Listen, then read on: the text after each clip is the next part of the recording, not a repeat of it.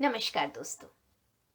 मेरे शब्द मेरे साथ में मैं अनुपमा सरकार आप सबका स्वागत करती हूँ। दोस्तों, आज लेकर आई हूँ हरिशंकर परसाई जी की एक रचना। परसाई जी व्यंग्य विधा के विशेषज्ञ माने जाते हैं, तो उन्हीं के गुलदस्ते से लेकर आई हूँ एक करारा सा कांटा जो सुनने और पढ़ने में बेहद आनंद देता है। रचना का शीर्षक बद्ध चलन। रचनाकार हरिशंकर परसाई। एक बाड़ा था। बाड़े में 13 किराएदार रहते थे। मकान मालिक चौधरी साहब पास ही के एक बंगले में रहते थे।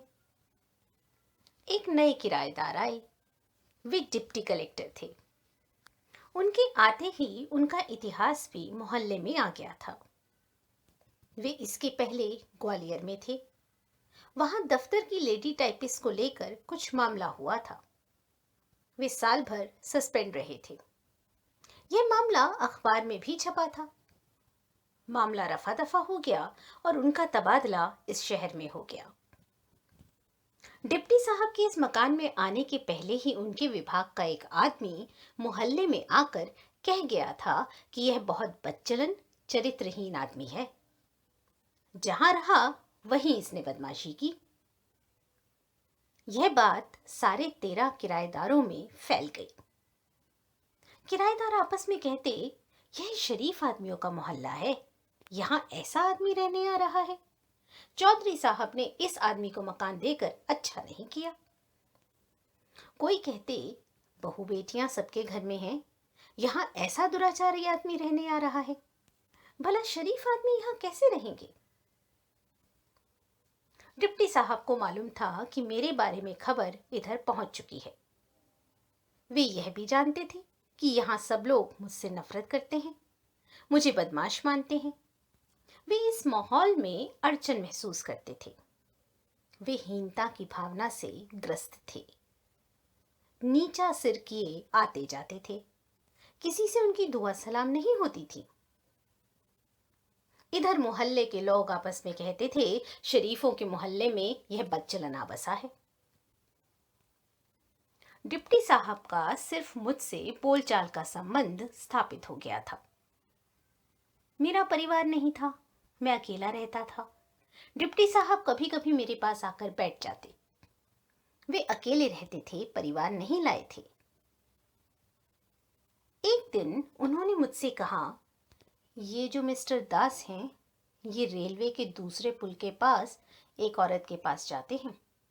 बहुत बदचलन औरत है। दूसरे दिन मैंने देखा, उनकी गर्दन थोड़ी सी उठी है। मोहल्ले के लोग आपस में कहते थे, शरीफों के मोहल्ले में यह बदचलन आ गया। 2-3 दिन बाद डिप्टी साहब ने मुझसे कहा, ये जो मिसेस चोपड़ा हैं, इनका इतिहास आपको मालूम है? जानते हैं इनकी शादी कैसे हुई? 3 आदमी इनसे फंसे थे, इनका पेट फूल गया। बाकी 2 शादीशुदा थे, चोपड़ा को इनसे शादी करनी पड़ी। दूसरे दिन डिप्टी साहब का सिर थोड़ा और ऊंचा हो गया। मोहल्ले वाले अभी भी कह रहे थे, शरीफों के मोहल्ले में कैसा बदचलन आदमी आ बसा। 3-4 दिन बाद फिर डिप्टी साहब ने कहा, श्रीवास्तव साहब की लड़की बहुत बिगड़ गई है। ग्रीन होटल में पकड़ी गई थी एक आदमी के साथ। डिप्टी साहब का सिर और ऊंचा हो। मोहल्ले वाले अभी भी कह रहे थे, शरीफों के मोहल्ले में ये कहाँ का बदचलन आ गया। 3-4 दिन बाद डिप्टी साहब ने कहा, ये जो पांडे साहब हैं, अपने बड़े भाई की बीवी से फंसे हैं। सिविल लाइंस में रहता है इनका बड़ा भाई। डिप्टी साहब का सिर और ऊंचा हो गया था। मोहल्ले के लोग अभी भी कहते थे, शरीफों के मोहल्ले में यह बदचलन कहां से आ गया। डिप्टी साहब ने मोहल्ले में लगभग हर एक के बारे में कुछ पता लगा लिया था। मैं नहीं कह सकता कि यह सब सच था या उनका गढ़ा हुआ। आदमी वे उस्ताद थे, ऊंचे कलाकार।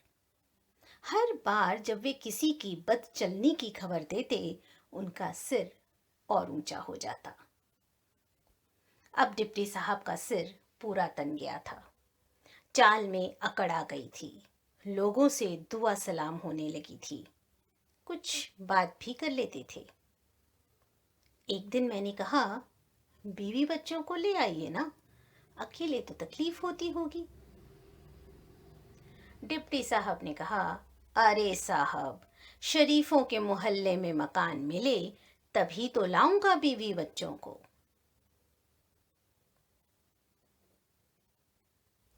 व्यंग्य की यही तो खास बात दोस्तों, इसकी धार बहुत तेज हुआ करती है, सामाजिक कुरीतियों पर, परिपाटियों पर बहुत हल्के से पर बड़ा कठोर प्रहार करती है।